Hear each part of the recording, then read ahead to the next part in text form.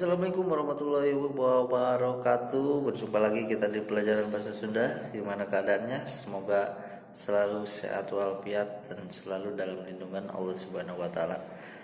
Nah, untuk kalian sambil melihat video ini silakan dibuka buku paketnya halaman 96.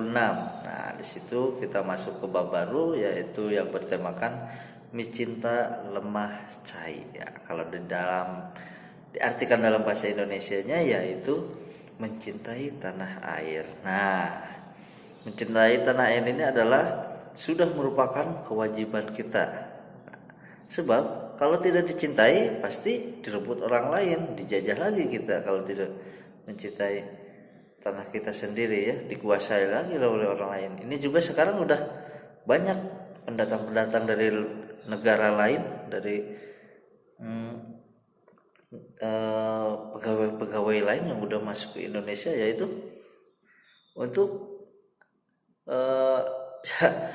lambat laun bisa merampas kekayaan sumber daya kita.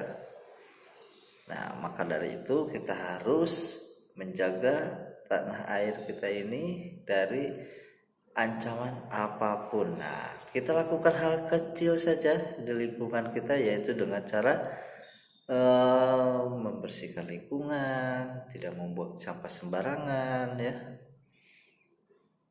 Mudah kok, sangat mudah. Kalau kita lingkungannya bersih, kalau kita tidak membuang sampah sembarangan, kita sendiri yang bakal menikmati hasilnya. Udaranya jadi sejuk, terus solokannya tidak tersumbat, kan enak. Jadi pas musim hujan gini tidak banjir. Nah, oke, langsung kita ke materinya, yaitu diajar ngawe, bernyanyi.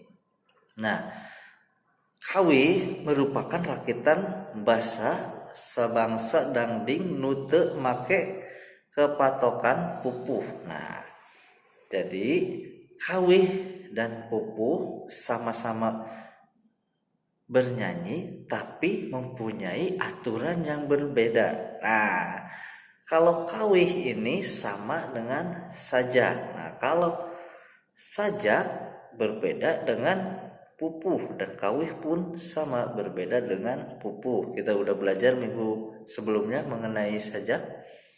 Nah, kalau pupuh mempunyai aturannya tersendiri, dari mulai bait, suara terakhir, bilangan ininya, suku katanya.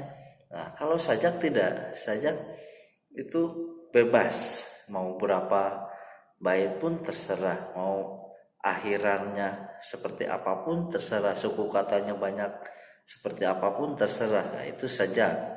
Nah, kawi ini adalah